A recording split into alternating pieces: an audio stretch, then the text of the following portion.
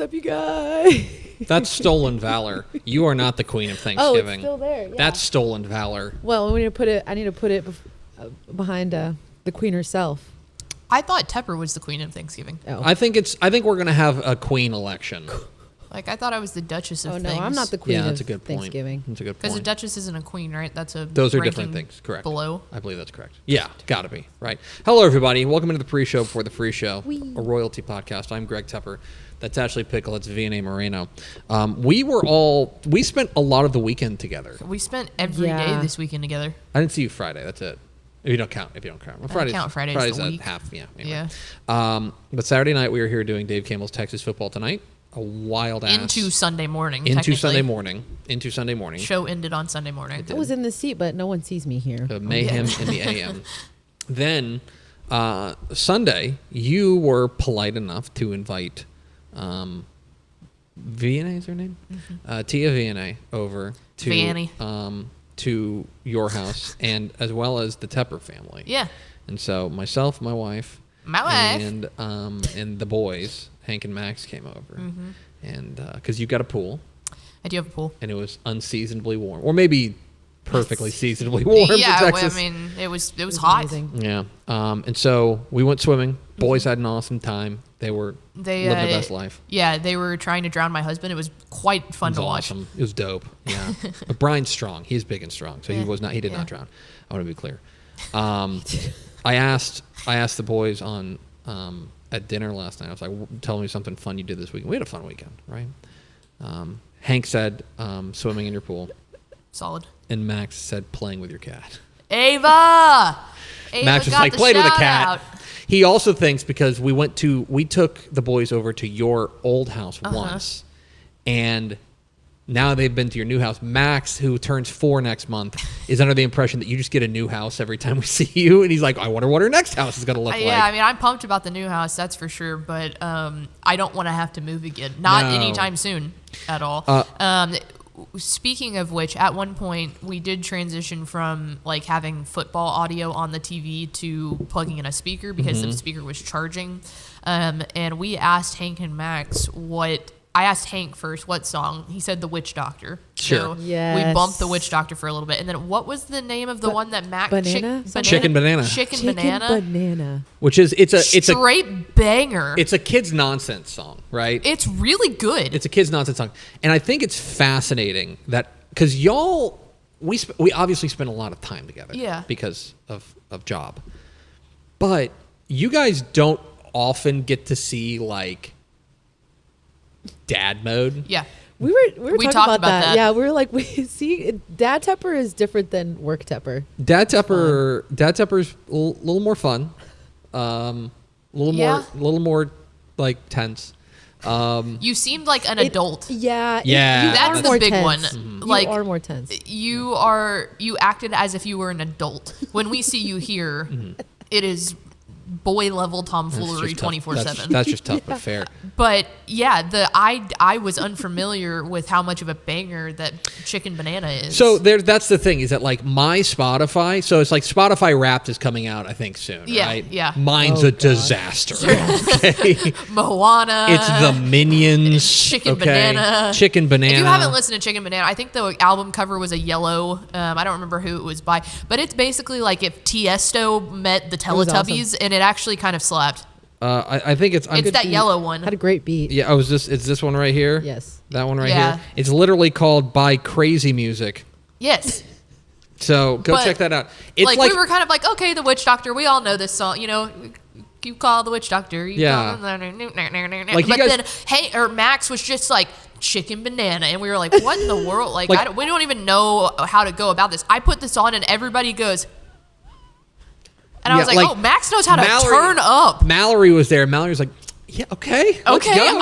I can rock to this. Like you guys, I think you guys don't understand that like my car most of the time is on like Kids Bop radio. But that was an enjoyable one because it sounded like a normal song. Like the words were obviously Chicken Banana, but like there are certain kids songs that I know I've heard. I've got a niece and a nephew that like it is kid songs. You're going, oh my God, I can't keep listening to this. But like if they can find a way to make it sound more like an adult song, but it's like good music or like Good kid words. And then Good kid words. VNA did the one thing. This is the last thing I'll say. Then we'll get the show started because we had a lot of playoffs to talk about. VNA did the one thing I specifically asked her not to do. My goodness. Oh yeah, And yeah. I told all her. of a sudden, She asked me. She was like, "Do your kids know 6, 7?" And I looked at her like, "Don't you effing dare!" and all of a sudden she asks Max, and Max just goes 6, 7. I whispered.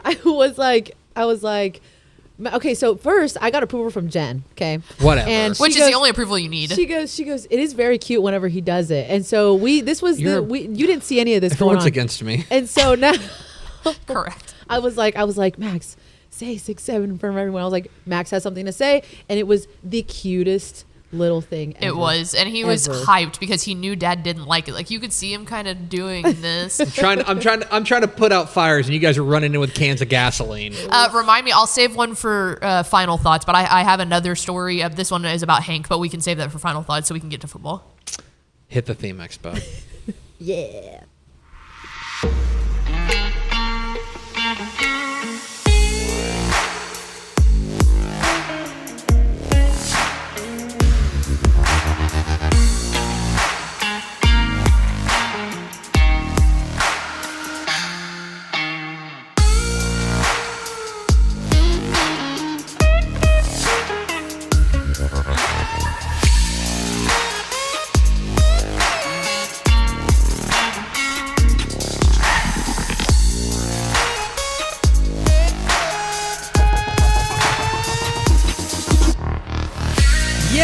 Yes, y'all.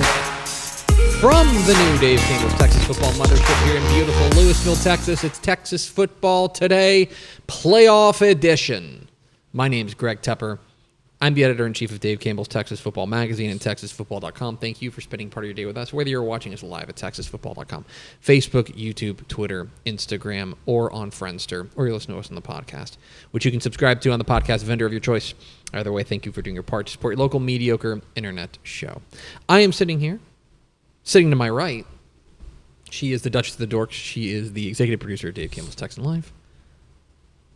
Our friend Ashley Pickle. Hello. Hi, friends. Hi. Happy playoffs. Happy playoffs. We survived the by-district week. A lot of playoffs. Questionable, but we Yeah, survived we did. it. It was touch and go there for a minute. Over at the booth today, making us sound good, our friend Tia Vianney Moreno. Hello, Tia Vianney. Yeah. Is that going to be my new name? Yes. Tia V&A. That's what Ava calls you. Yeah, that's what Max and Hank call you.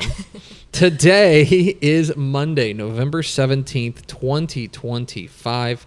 10 days. Let's go. Yes. Gosh. 10 days till Thanksgiving. Yes. We are almost there. I literally texted my brother about his plans, like when he's leaving to drive down, because my brother and I both live here and we're going back to see my family for Thanksgiving. And so I was like, hey, what's your Tuesday looking like? So anyway, that plan was made today. Our turkey place. Yeah. I'm needless to picking say, mine up on Monday. They do a lot of marketing these days because like, hey, Thanksgiving people normies are thinking about it. Yeah. And they're like, hey, make sure you turkeys are reserving fast, make sure you get today. And I'm like, I've had that done for like 40, 50 days now. love your text messages, also don't need it. When are you picking yours up? I am picking it up on I don't have one for Thanksgiving because we're driving to St. Louis. That's Okay. right. Anyway, I'm anyway. keeping them in business. Happy birthday to Danny DeVito. It is episode Oh, wow. 1898 or so. 99, I think. Okay. 99. We'll call it 99. Right there. It's Monday Morning Fallout. We are overreacting to the by-district round, the first round of the Texas high school football playoffs. We will go through and rank all 352 games from 352 to... That's not true. But we will overreact to I was the like, man, first here week we of go. the Texas high school football playoffs. A ton to overreact to. But first, do we have first word through the door? We do. We have BJWB, Joey Hill, Blindside, Bass Homan. Yep. She's got it. Yeah, that's Brent Homan. That's our buddy. And Tony Blaylock. This is great Did I ever that say you're that? leaning away from the microphone Sorry. when you do that. It's good broadcasting. That's right. It's Monday Morning Fallout Playoff Edition. V&A, hit the air. It's time for Monday Morning Fallout.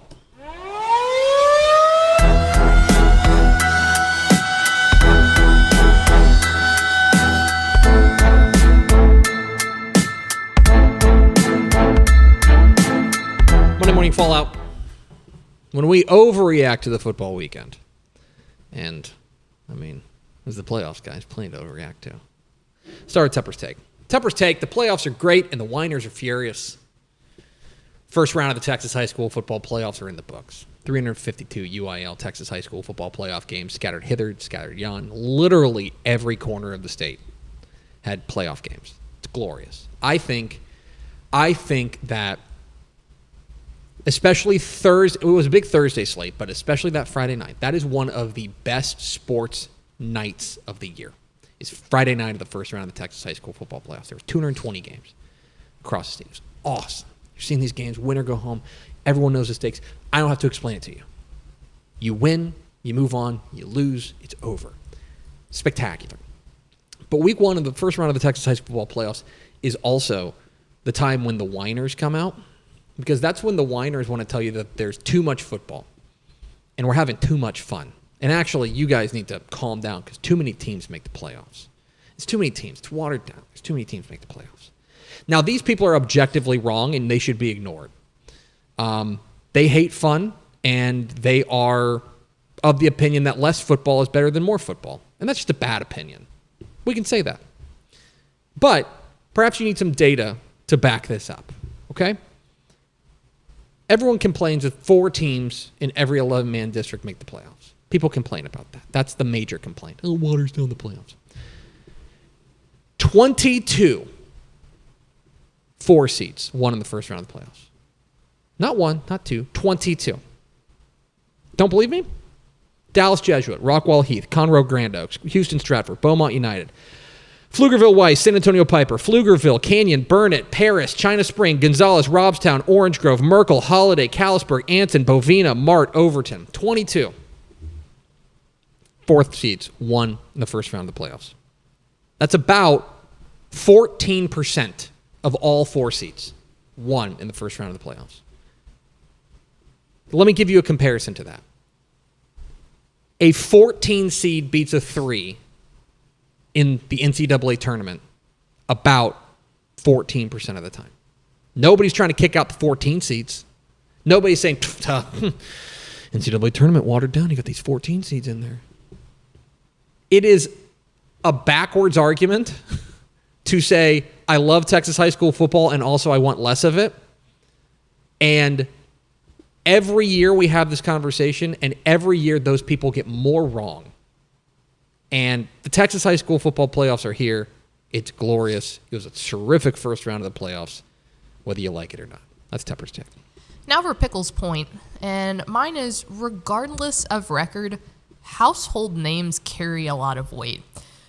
So after Friday night, I sent out a tweet that listed, in particular in this one, 2 teams that it just felt like a wild statement to say that they were out in by district. I'm going to add a third one in here just for argument's sake.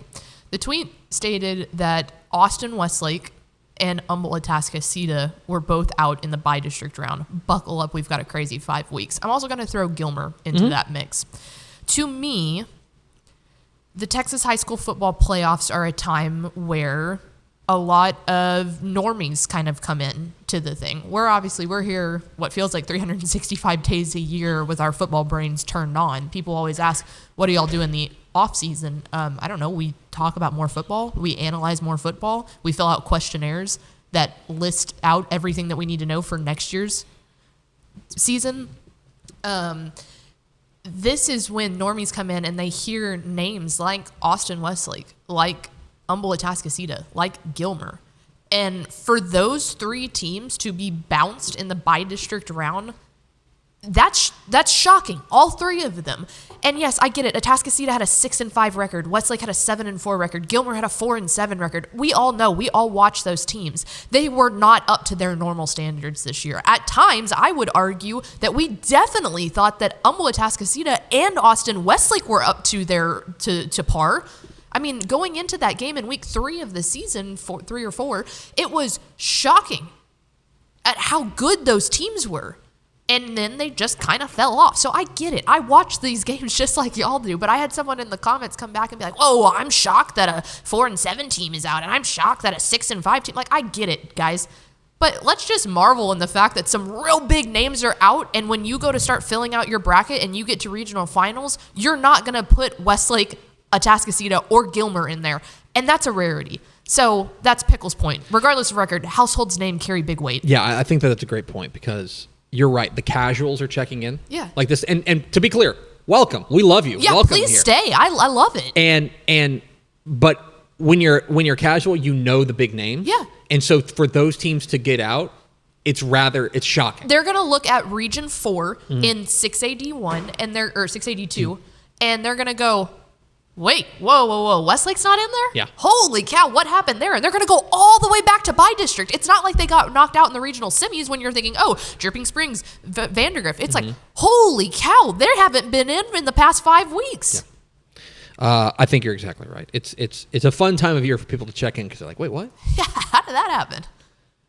Game of the week, the aforementioned Vandergrift 16, Westlake 14. Sometimes the game of the week's the game of the week. This was the biggest game, in my opinion, as far as brand name is concerned, and it was also a game that I think was going to shape what an entire region looked like. And it was also, I think, kind of what we thought it might be, which is a low-scoring taffy pull, real rock fight between two really good defenses. And it comes down to Wiley Olson for Vandergrift booting a game-winning field goal as time expires, as Vandergrift stays alive, defending state champs, all 12 state champs still alive at the first round, knocks off the 6A Division I state finalist a year ago, Westlake. How's this for a stat? It is the first time. So obviously for Westlake, it's the first time they've been knocked out of the playoffs. First season that they have not won a playoff game since 2014. Lost in bi-district to Round Rock. It is the first time, Ashley Pickle, that Westlake has lost consecutive games in the same season since 2013. They have not had a 2-game losing streak. That's wild. Since 2013. And it's not like 2 games is a lot. Like 3 games, it's like, oh, okay, yeah. You're starting to be, but like 2 games. They haven't lost back-to-back games since 2013 until now. Wild. 12 years. Vandergrift, now, I think, short list of favorites to win Region 4. I would agree. Defending state champs. We go on now to our play of the week. And this one, let's head out to 1A Division 1. Now, I think it's easy to say that this is a bracket where we feel like there is definitely a favorite, and that's who we're going to talk about. It's the Gordon Longhorns. So take a look at this wild walk-off touchdown from Gordon.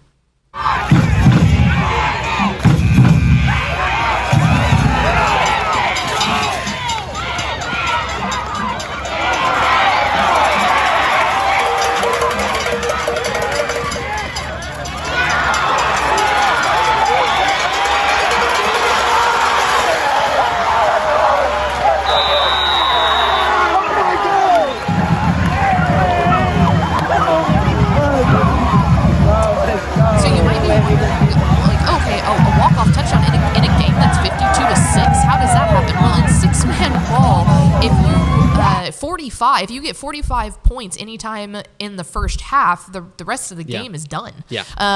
And so, all right, they have to at least play to halftime, and then it's done. So Gordon was leading Jonesboro 46-6 with 2 seconds left in the first half, and that's how they do it, to not have to waste an entire halftime and then come back out and score right after that. That's the worst. Well, and Gordon, here's the other thing. Gordon has still not played a second half against a 6-man team all season. Remember, they played 11-man game. Yep. But they have not played a second half all season. Yeah. Remarkable and a little pitchy woo-woo to win the ball game. Anyway, fantastic stuff. Coach of the week. Let's go to Ingram. Talk about Tom Moore, head coach Tate Damasco. As Ingram Moore is one of those remarkable upsets in the first round of the playoffs.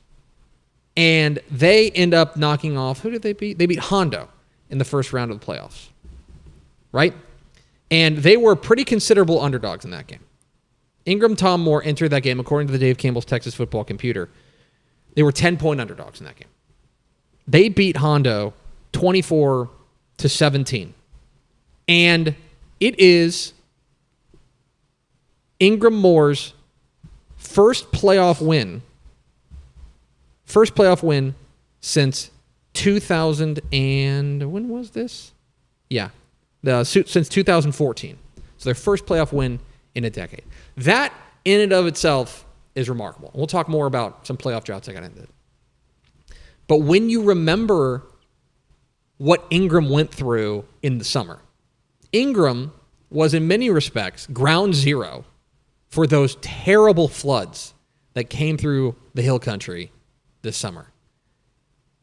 To then dust yourself off and do something that program hasn't done in a decade is remarkable, and a remarkable coaching job by Tate Damasco. And I think, I know you're a hill country girl. I am. That is so remarkable from a football perspective. Remove it, put it in a vacuum. To then add in the fact of everything they went through over the last 6 months, that is almost unbelievable. Yeah, Ingram is right next to the town in Atlanta where I grew up, and to watch those communities pull together the way that they did. But, I mean, more so than that, you got to, like you said, he was leading the charge in helping the cleanup and stuff. You're not focused on football. Like, those families, those players, they're not focused on football at that point. And it just feels like, man, talk about getting the buy-in, but also to the team's credit, how could you not go out there and give it your all for a guy like that, one that's able to step up and take charge? It's incredible. Remarkable. Tate Damasco, our coach of the week here. Coming up after the break, we got plenty more, including our dude of the week, stock up, our stat of the week, the Matt Steppe got that dog in player of the week, and much more if you stay with us. Hello, Candace.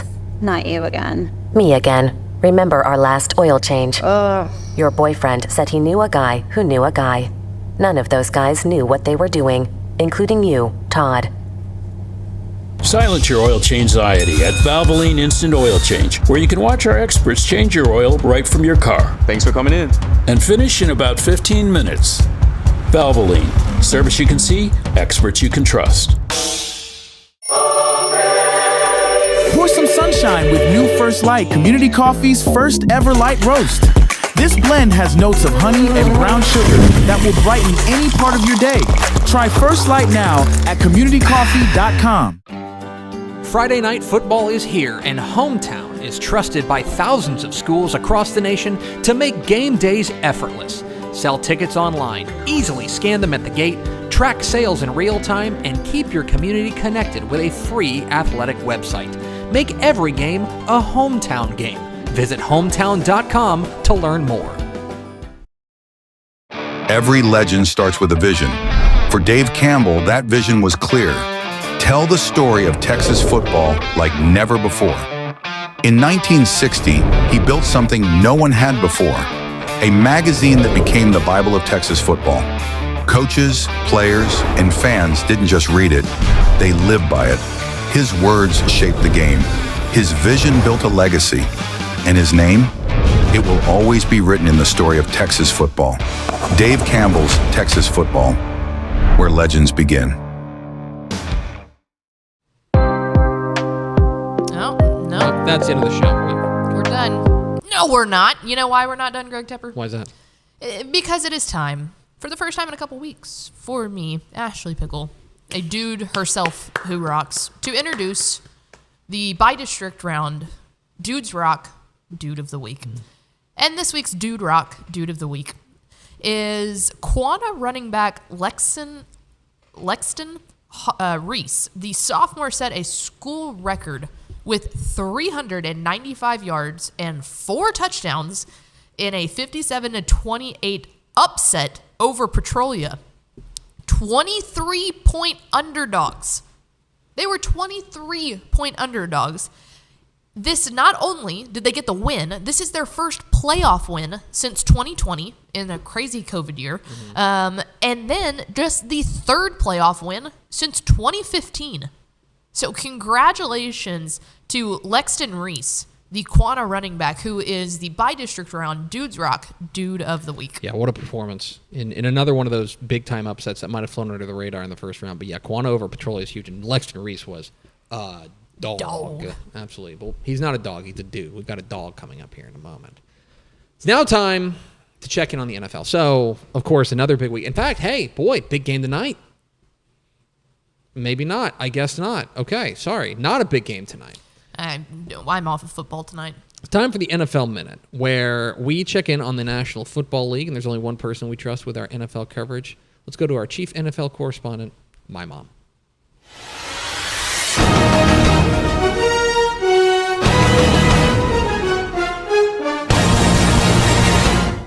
Hi, it's Tepper with the NFL Minute for this week.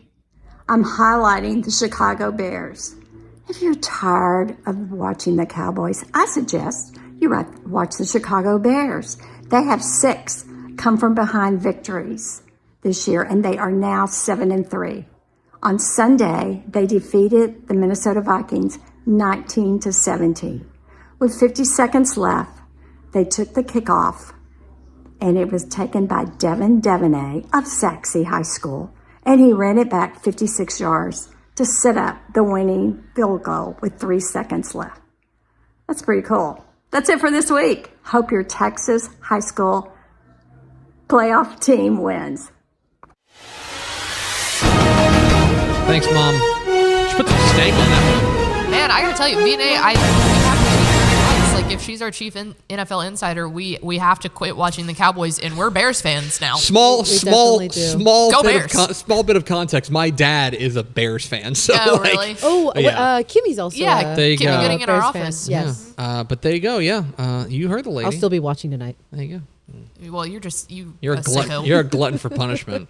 Anyway, thanks, Mom, for that NFL Minute. We should have sent her to Vegas. Oh, They're what a playing miss. in Vegas tonight. What a miss. Yeah. With our huge budget. I can tell by the intro we're just rolling in the dough. All right, that is the NFL Minute. How about we take a look at Stock Up? And let's talk about some teams. Tepper just mentioned earlier how people keep saying there's too many teams in the playoffs. Well, yada, yada, yada. Take that garbage and put it somewhere else. Here is why. Listen to these teams that are snapping playoff droughts. We have a couple of teams with Stock Up. Robstown, the Cotton Pickers, they won their first playoff game since 2010. And their second one, this is just playoff win number 2 since 1956. I wasn't even born yet. That means it's ancient. Yeah. 1956. They go out there and get it done. You know what also wasn't born yet? Dave Campbell's Texas football. Yeah, it was. That predates us. Yeah. Here we are by 4 years, 4 whole years. That's a whole high school stint. Tom Beam, the Tomcats, won their first playoff game since 2004. V&A was barely born at that point. San Angelo. I was 4.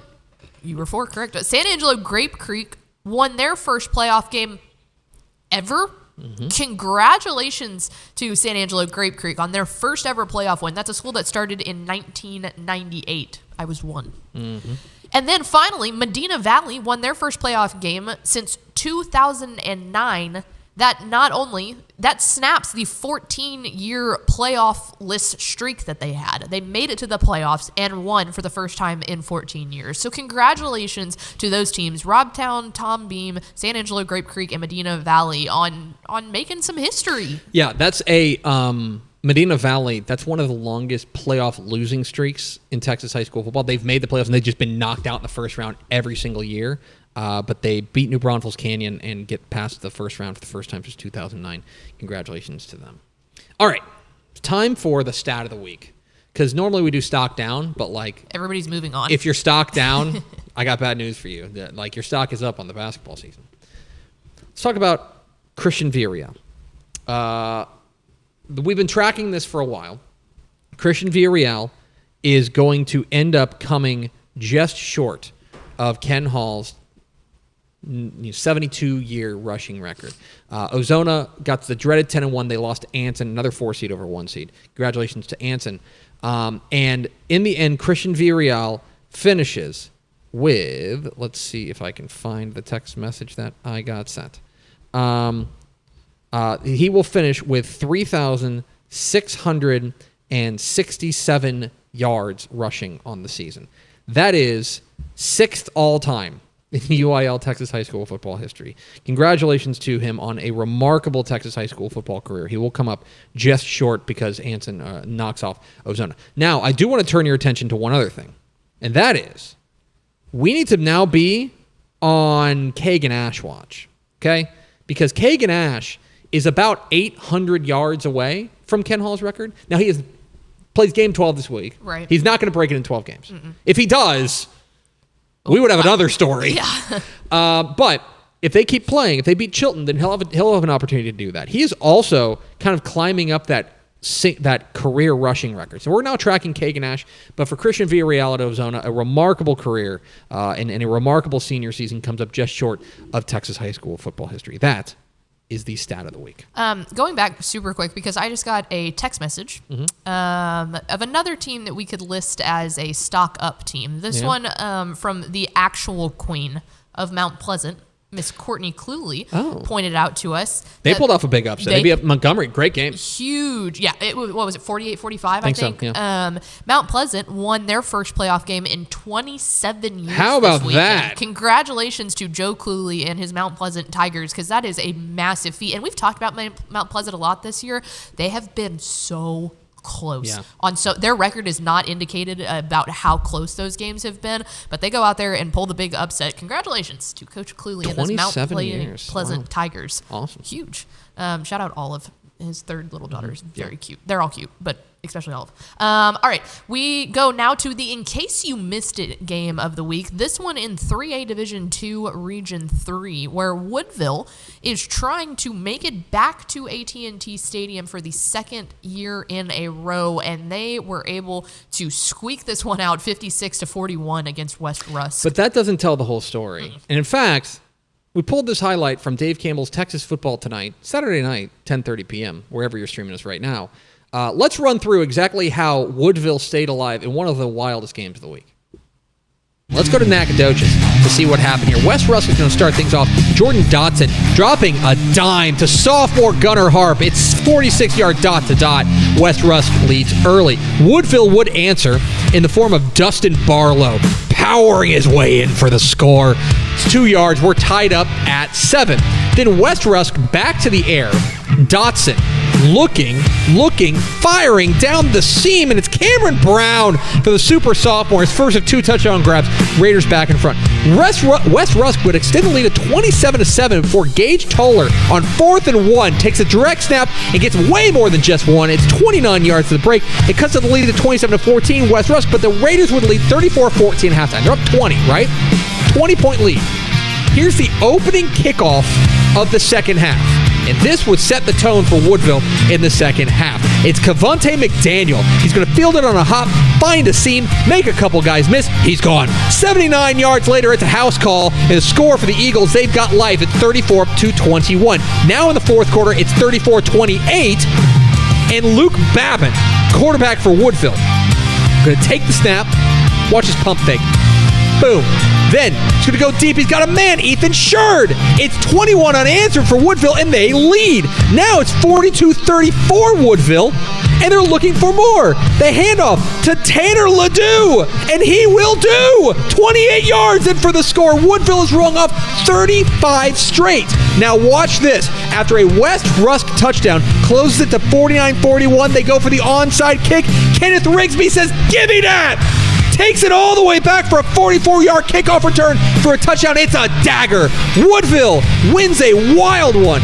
56-41 is your final, and the state's finalists from a year ago are still alive. So am I. I am also still alive. You were questioning whether or not I was going to. No, I really did. There was we were at one point where he behind TV here, but he had a shot sheet, so he's kind of reading off to make sure the names are being said and stuff, and it was shaking so bad. I was like, he's gonna pop a lung. Do we have an ambulance outside, because this guy ain't gonna be able to finish the show? Yeah, I was getting a little concerned. I was like peering, because they're right in front of me, and I was looking over. I was is he okay? Is he okay? And also audio. 35 unanswered. 35 unanswered for Woodville in the second half to end up being the win in the onside kick recovery for a touchdown. Anyway, it's now time for the most prestigious award in Texas high school football. That's right. It's the Matt Stepp. He got that dog in him. Player of the week.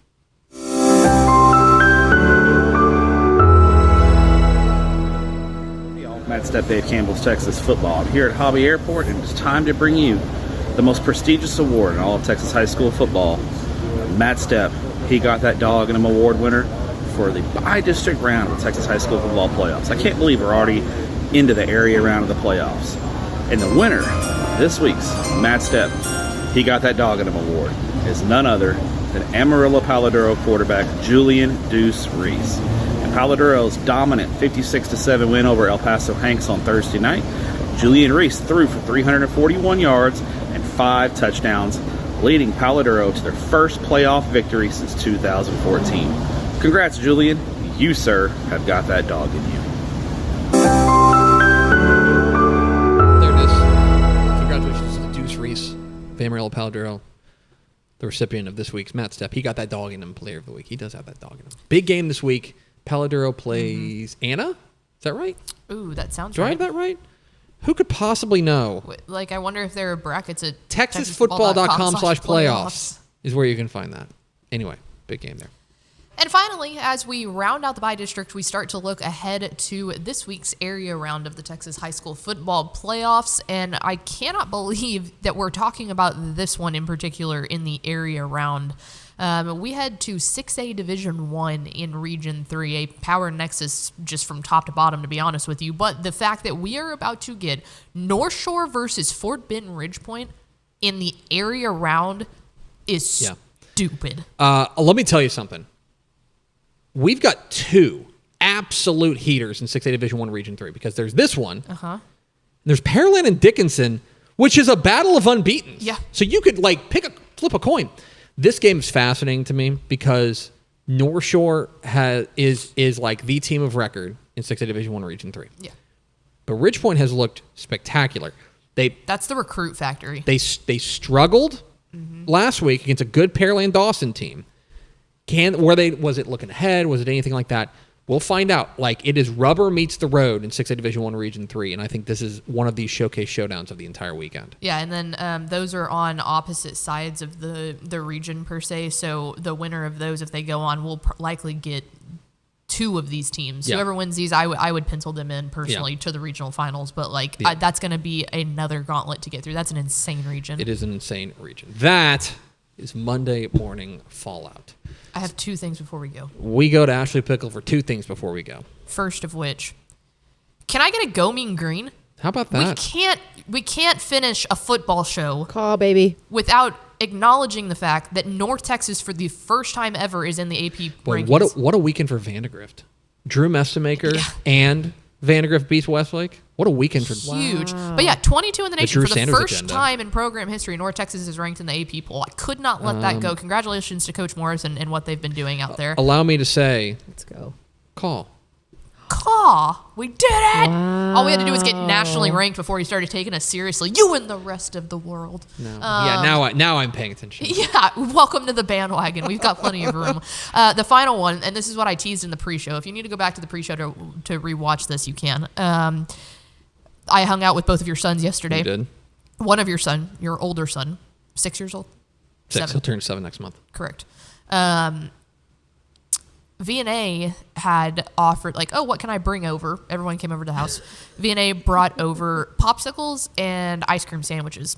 That's Tia V&A right there. Correct. So we get done with kids. Yeah, we get done eating brunch. We made brunch for everybody. And Hank comes up to me and I said, "Hank, are you having a good time, buddy?" And he goes, "I do remember that someone might have brought in some treats, some ice cream treats." Yeah. And I said, I do think I remember that. I said, "Do you happen to remember who it was?"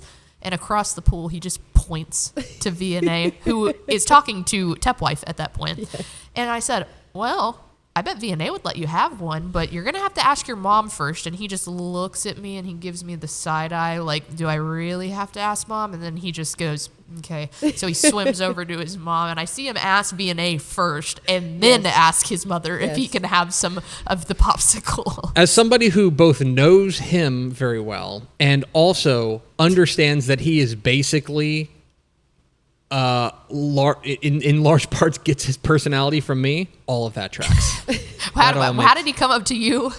He was like, he was like, V&A. Yeah, I don't remember. He said your name completely correctly, too. Can I add that he says my name perfectly.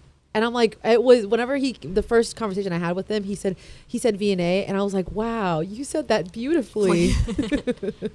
But yes, he was like, can I have ice cream sandwich? And like, then yes. very quickly we returned with multiple popsicles for all the children.